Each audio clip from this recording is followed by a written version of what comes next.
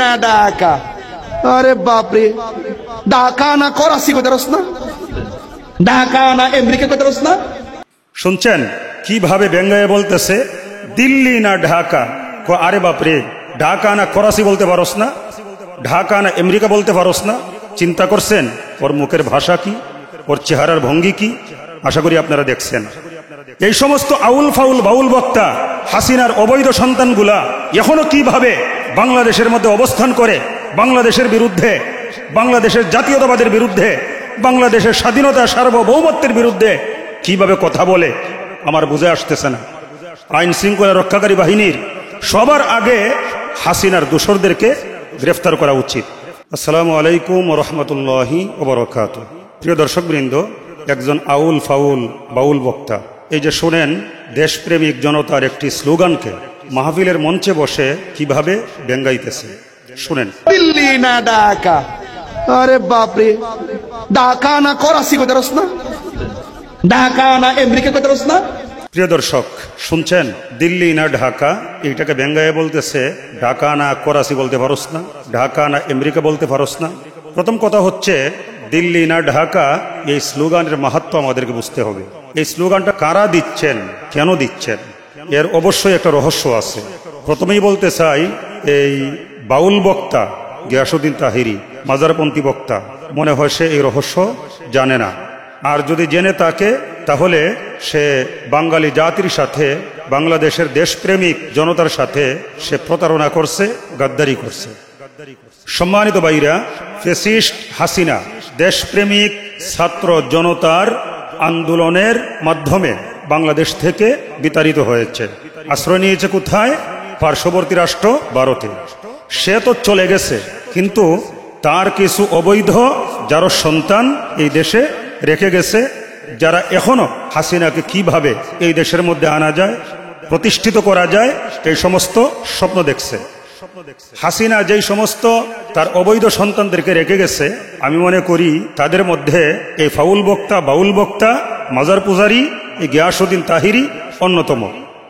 বলেন তো কিভাবে একটা কোরআনের মঞ্চ, হাদিসের মঞ্চ, কোরআন সুন্নাহর মঞ্চ, ইসলামী মাহফিলের মঞ্চে বসে সে দিল্লি না ঢাকা এই সুন্দর স্লোগানটিকে ব্যঙ্গায়া কিভাবে সে ঢাকা না করাচি, ঢাকা না আমেরিকা এটা বলতে পারলো? সম্মানিত ভাইরা, দিল্লি না ঢাকা এই স্লোগানটা কার? প্রথমেই বলবো, এই স্লোগানটা হচ্ছে বাংলাদেশের জাতীয়তাবাদে বিশ্বাসী, বাংলাদেশের স্বাধীনতা ও সার্বভৌমত্বে বিশ্বাসী, বাংলাদেশের প্রকৃত দেশপ্রেমিক যারা, তাদের প্রত্যেকেরই স্লোগান হচ্ছে দিল্লি না ঢাকা। এটা একটা প্রতিবাদমূলক স্লোগান। সম্মানিত ভাইরা, এই স্লোগানটি বাংলাদেশের যতগুলো দেশপ্রেমিক দল আছে প্রত্যেকেই দিচ্ছে এবং যদি প্রয়োজন হয় দিবেন। এই স্লোগান বিএনপির ভাইয়েরা দিয়েছেন, এই স্লোগান জামাত ইসলামের ভাইয়েরা দিয়েছেন, এই স্লোগান ইসলামী দল যেগুলো সর্বনার ইসলামী আন্দোলন ওনারা দিয়েছেন, এই স্লোগান খেলাফত মজলিসের ভাইয়েরা দিয়েছেন, এই স্লোগান জমিয়তের ভাইয়েরা দিয়েছেন। এক কথায় আমি কয়টা দলের নাম বলবো? আওয়ামী লীগ এবং আওয়ামী লীগের দোসররা ছাড়া এই দেশের মধ্যে যতগুলো ইসলামপন্থী দল আছে এবং যতগুলো দেশপ্রেমিক দল আছে সবাই কিন্তু এই স্লোগানটি দিয়েছে। আপনিও দিয়েছেন, আমিও দিয়েছি, এবং যদি প্রয়োজন হয় সব সময় আমরা প্রতিবাদমূলক এই স্লোগানটি ব্যবহার করব, দিল্লি না ঢাকা। এই স্লোগানটার কারণ কি? অন্যতম কারণ হচ্ছে আমরা একটা স্বাধীন বাংলাদেশের মধ্যে বসবাস করছি। আমাদের দেশের স্বাধীন দেশ, আমরা এই দেশের স্বাধীনতা সার্বভৌমত্ব রক্ষা করবার জন্যে প্রয়োজনে আমরা জীবন দেওয়ার জন্য মাঠে ময়দানে নামি এবং নামব যদি প্রয়োজন হয়। এই বাংলাদেশের মধ্যে কোনো শকুনের নজর পড়ুক এটা আমরা প্রত্যাশা করি না। এটা স্বাধীন দেশ, এই দেশ চলবে আমাদের ইচ্ছায়, আমাদের কথা মতো। অন্য কোনো দেশের ইচ্ছায় এই দেশ চলবে না, অন্য কোনো দেশের বিশেষ ব্যক্তির ইশারায় এই দেশ পরিচালিত হতে পারে না। কিন্তু ফ্যাসিস্টের আমলে, হাসিনার আমলে আমরা কি দেখেছি? বাংলাদেশ এবং ভারতের মধ্যে যখনই কোনো চুক্তি হয়েছে সেখানে বাংলাদেশের স্বার্থের চাইতে ভারতের স্বার্থ বেশি প্রাধান্য পেয়েছে। দুই দেশের মধ্যে ব্যবসা বাণিজ্য, কিন্তু আমাদের দেশের ব্যবসায়ী ভাইদের স্বার্থকে উপেক্ষা করে ভারতের ব্যবসায়ীদেরকে প্রাধান্য দেওয়া হয়েছে। এক কথায় আমাদের দেশের রাজনীতি, অর্থনীতি, সংস্কৃতি সব কিছু পরিচালিত হয়েছে দিল্লির ইশারায়, ভারতের ইশারায়। তারা যেইভাবে চেয়েছে ফ্যাসিস্ট হাসিনা ওইভাবেই দিয়েছে। এবং আপনারা জানেন হাসিনা তার এক বক্তব্যে মহা একটি সত্য কথা উল্লেখ করে ফেলেছিল যে আমি ভারতকে যা দিয়েছি সারা জীবনেও ভুলতে পারবে না। হাসিনা যদি জীবনে কয়েকটা সত্য কথা বলে থাকে তার মধ্যে এটা ছিল একটা অন্যতম সত্য কথা। হ্যাঁ ঠিকই, সে ভারতকে অনেক কিছু দিয়েছে, সুযোগ পায় নাই, সময় পায় নাই। যদি আরেকটু সময় এবং সুযোগ পাইতো হয়তোবা আমরা ভারতের একটা অঙ্গরাজ্য হয়ে যাইতাম। সম্মানিত ভাইরা, হাসিনার আমলে মনে হতো আমরা বাংলাদেশে বসবাস করছি না, মনে হতো এই বাংলাদেশ নামক ভারতের একটা অঙ্গরাজ্যে আমরা বসবাস করছি। স্বাধীনতা কি জিনিস, স্বাধীনতার স্বাদ কি, আমরা কিছুটা এই মুহূর্তে আস্বাদন করতে পারতেছি। বলেন তো, হাসিনার আমলে আমরা কি টেনশন মুক্তভাবে রাস্তায় পথ অতিক্রম করতে পেরেছি? হাসিনার আমলে আমরা কি মন খুলে কথাবার্তা বলতে পেরেছি? পারি নাই।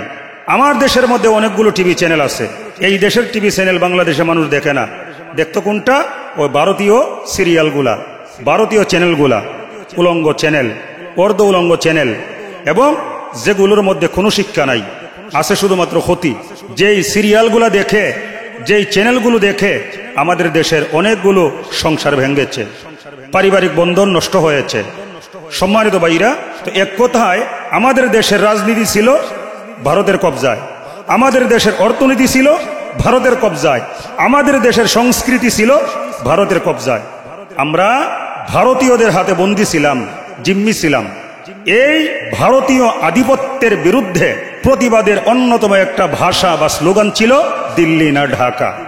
কিন্তু এই ফাউল বক্তা, এই বাউল বক্তা, এই মাজার পূজারী বক্তা গিয়াসউদ্দিন তাহিরি কি বলছে আবারও শোনেন। দিল্লি না ঢাকা, আরে বাপরে, ঢাকা না করাচি কইতে পারছ না, ঢাকা না আমেরিকা কইতে পারছ না। শুনছেন কিভাবে ব্যঙ্গায় বলতেছে দিল্লি না ঢাকা?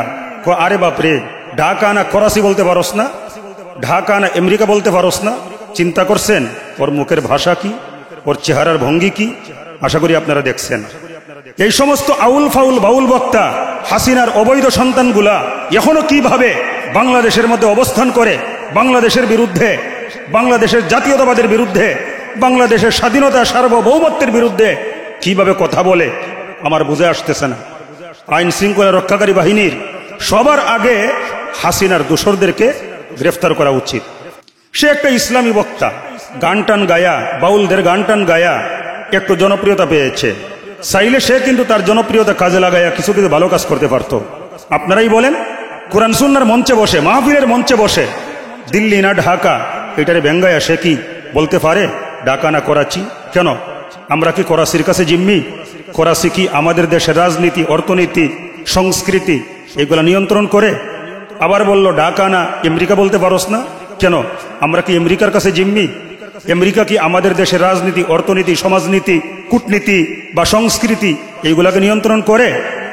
এই মাহফিলের সুন্দর মঞ্চে বসে যারা এখনো মানুষকে উস্কায়া দেয়, এই সমস্ত ভণ্ড, প্রতারক, রাষ্ট্রের দুশ্মন, লেবাসদারি মৌলবীদেরকে তাড়াতাড়ি গ্রেফতার করে আইনের আওতায় আনা উচিত। একটা মাহফিলের মধ্যে দিল্লি না ঢাকা এটাকে ব্যঙ্গাইয়া ঢাকা না করাচি, ঢাকা না আমেরিকা এটা বলা দরকারটা কি? আসলে হাসিনা ছিল ওদের মা, আপনারা জানেন না?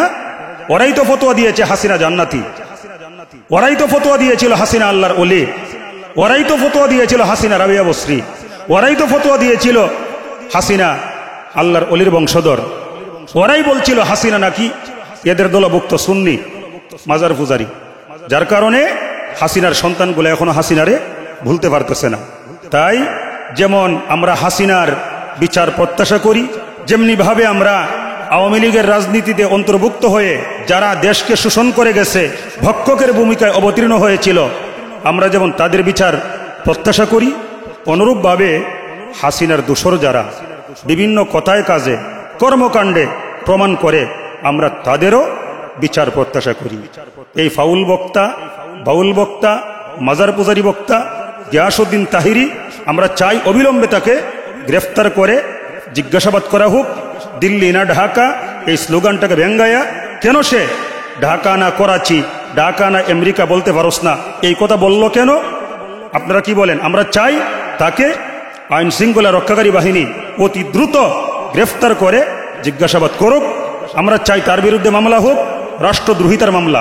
আপনারা কি মনে করেন, তার বিরুদ্ধে কি রাষ্ট্রদ্রোহিতার মামলা হওয়া উচিত না? অবশ্যই উচিত।